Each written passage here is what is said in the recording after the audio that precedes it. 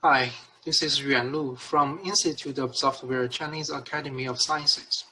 Today I will present a generic Superlight client for permissionless blockchains. This is a joint work with Dr. Qiang and Dr. Guiling Wang, who are my PhD advisors while I was in New Jersey Institute of Technology. So when the end users are using blockchain, what do they actually use it for? Most end users use blockchain for cryptocurrencies, and some other users use it for decentralized applications. But in neither scenarios, we can find they have interest to run a blockchain for nodes to join the consensus protocol. At best, and this user just needs some cryptocurrency wallet like Electron to keep track of their cryptocurrency assets, or a DApp browser like a CryptoKitties browser to keep track of the blockchain's the DApp's internal state. So current ad-hoc solution actually is very problematic, and currently most end users trying to connect to the blockchain, they use some third-party services like MetaMask, and the MetaMask will route their queries to the blockchain's internal state to their own servers, so that these end users can read the blockchain from it. But that becomes the most ironic part in the blockchain economy, when the blockchain itself is claimed to decentralize trust and decentralize a lot of things, but the actual way of the end user to use the blockchain has to be fully trust the third-party servers like a MetaMask.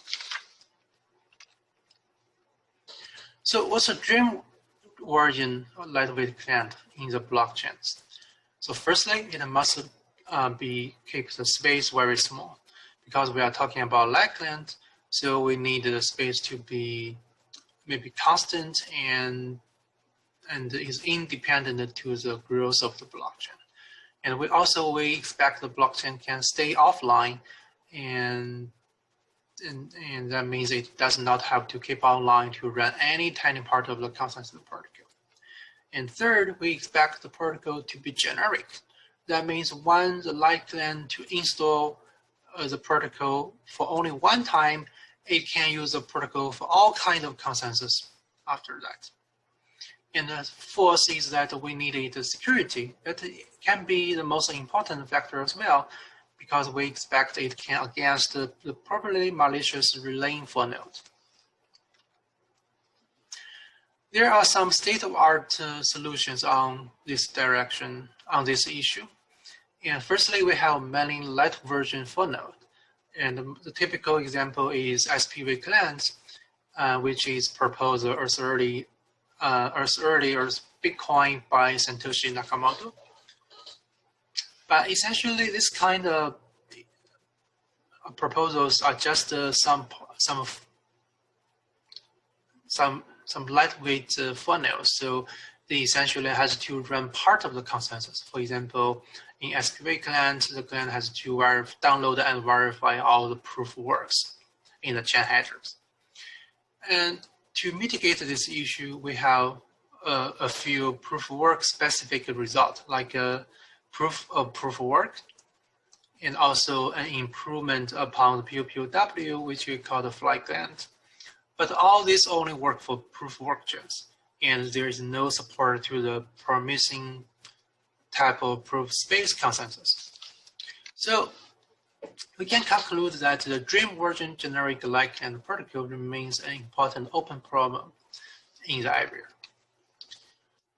Here we rethink the issue in a different setting, a game theoretic setting, because we know that in the cryptography models, we have malicious guys and the honest guys. The malicious guys interact with the malicious guys, and we need to design the protocol to make the honest guys to get to inspect the security despite the influence of the adversary, the malicious people. But in the game theoretic model, it's a little bit different. We do not have honest guys, we do not have malicious guys. We only have rational people, and their goal is to maximize their utilities. So we can design some incentive mechanisms such that to ensure these rational parties will not deviate from expected design under some certain equilibriums. So that gave us a hint that it's possible we can design some incentive that is independent to the underlying consensus. That corresponds to a hope of design a generic Superlight client. Here we carefully model the light client problem in the rational setting. Firstly, we of course have a light client, and the light client is rational, and that means it acts for its own highest utility. Of course, a light client does not have the ability to read the blockchain for sure, so it wants to employ a couple of full nodes, for example, Ethermine and Spark Pool, also full nodes to help it to read from the blockchain. But these full nodes are also rational in our setting, and we assume that if there's no extra incentive mechanisms to design these rational full nodes may be incentivized to cheat the light client for their own benefit. So in this setting, we are trying to answer the question, can we design a simple and generic light client protocol? So we gave an affirmatively answer to this question. And our protocol design starts from a setup phase. So in the setup phase, our light client begin with to initiate an incentive contract by along with place its initial deposit in it, and then we have two relay for nodes, and those relay nodes would place their initial deposits to the initial incentive contract as well. And then we assume in this short-term setup phase, our light client can temporarily set up trusted full nodes, maybe use some fast bootstrap protocols so that this light client can verify, okay, the two relays actually place their deposit in the contract and also record this full node's public key. And then our protocol will move to the next phase, namely the light client trying to read from the smart contract, trying to read the blockchain. So while the client is trying to read the blockchain, it initial request a command and send it to the smart contract. Recall that we assume the light client can submit to the smart contract even if it goes to offline and disconnect the consensus, because we assume sending to the blockchain is always trivial, because the client can diffuse its transactions to the blockchain network, and the blockchain's liveness property will ensure the blockchain to include the transactions eventually. Okay, so this request command is sent to the contract, and then our full nodes will see this contract. We will see this request command, and they will send their, and they will try to connect to the light client off the chain and send the relay command to the light client. This relay command just include response to the request. For example, if the light client is asked whether TX is in the blockchain, and this relay command will answer yes or no. And next, the light client should send another feedback command to the smart contract. This feedback command essentially must include what the light client received from the funnels. It's like its name is just the relay of the relay. So it report to the smart contract, okay, the light client as I am the light client and I did receive something from the funnels. And after the smart contract receives the feedback message,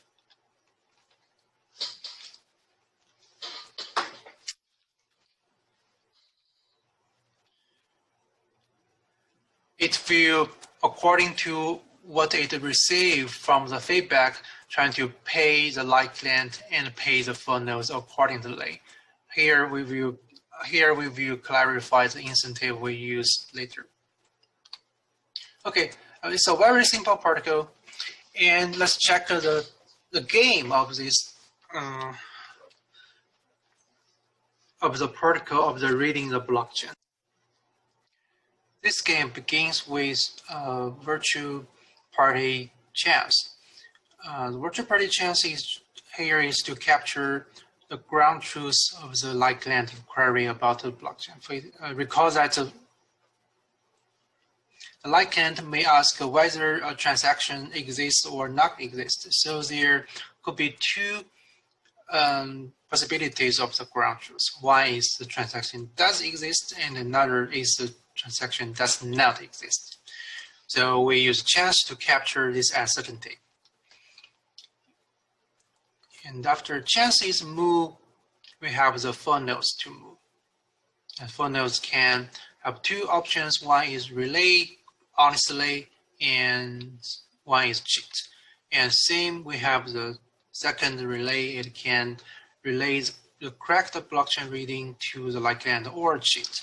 And after two relays move, we have the light client. The light client has two actions, deviate and feedback. Feedback means to follow the protocol honestly, forward what it gets from light client to report to the blockchain.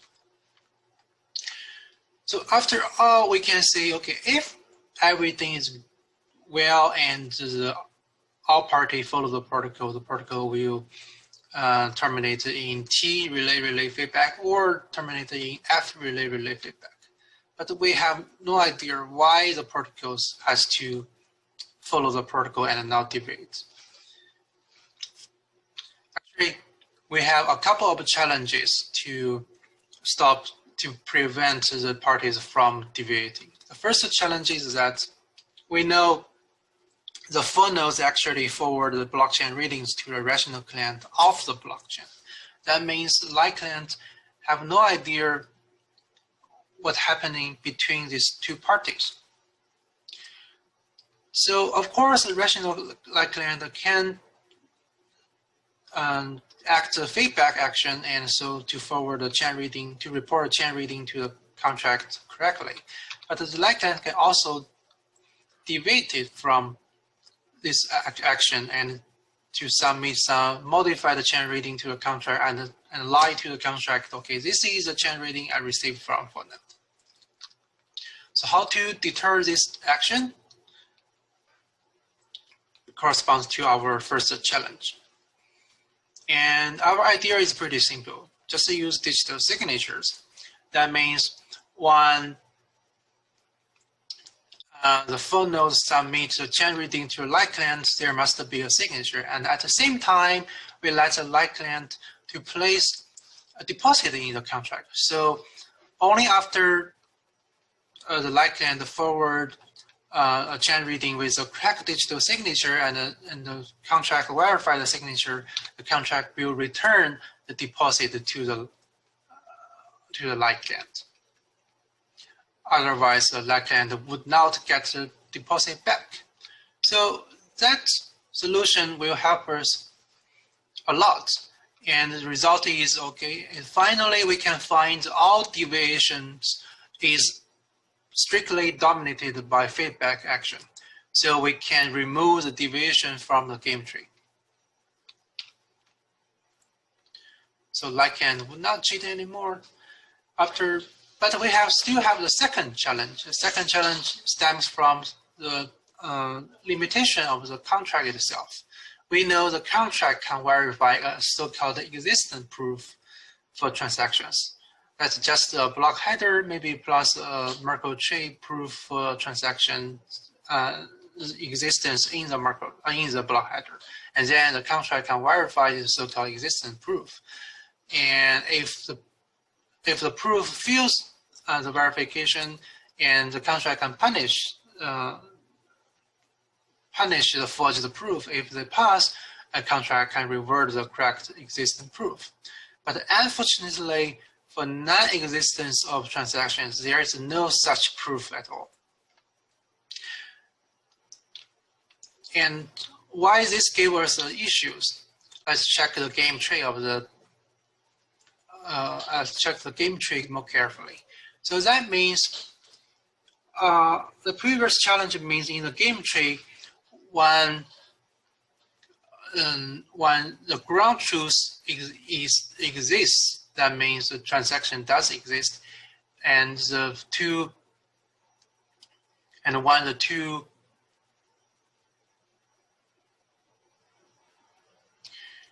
for nodes are both cheating and claim, okay, it does not exist, so this is cheating.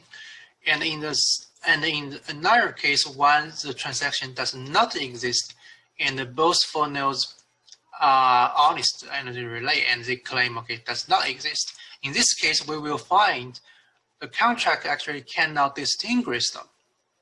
So in both cases, remember that in one case, both are cheating, and in another case, both are honest, but the contract cannot distinguish them. That means the second challenge will encourage the clients, the for nodes to following these bogus actions. That means they just claim, okay, all transaction does not exist in the blockchain, and they never get any punish, and they can still be paid. So how we go through the second challenge is still a simple idea. We use prisoner's dilemma, which is a very classic result in the game theoretic literature. So basic idea is we leverage the selfishness between the two non-cooperative for nodes to audit each other.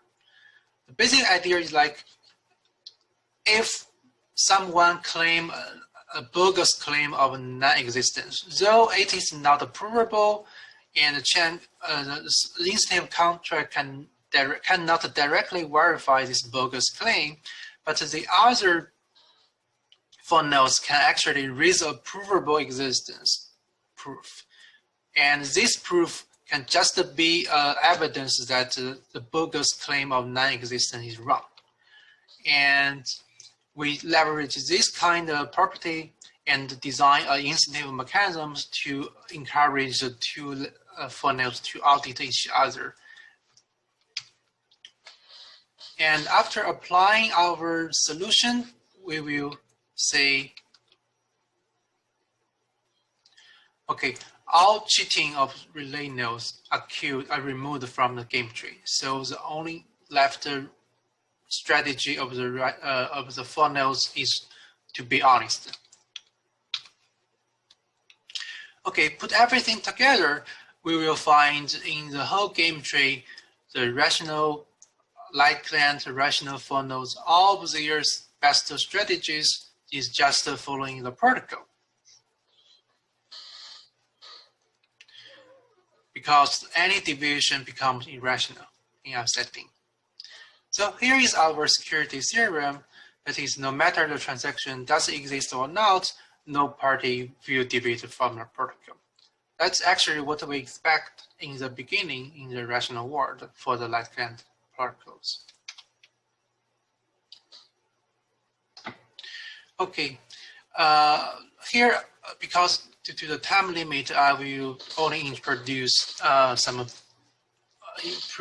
briefly introduce the other results in our paper. In our paper, we also talk about when the two relays are cooperative and they form one single correlation. That is a very pessimistic setting. because this is a very pessimistic setting, because when the two relay from a single correlation, it's actually only one party. But we still find a couple of solutions to deter the single correlation from cheating the Light client. The first is we design an incentive to pay more to the provable transactions existence proof, and pay less to the unprovable claim of transaction non-existence. And the second solution is we try to incentivize a public for nodes to report the fake claim of non-existence. That's both solutions. And for the details, you can check our paper. And for the details of these two approaches, you can check our paper. Okay, here are some reflections of the work in the game theoretical setting. The protocol design can be greatly simplified, actually. We can expect to use some very simple crypto tools. Very simple, like signatures, crypto hash, and cryptographic hash functions. And then we can leverage the powerful idea of incentive design, which can be easily obtained from smart contract. And put everything together, we may have some very generic and highly efficient protocols.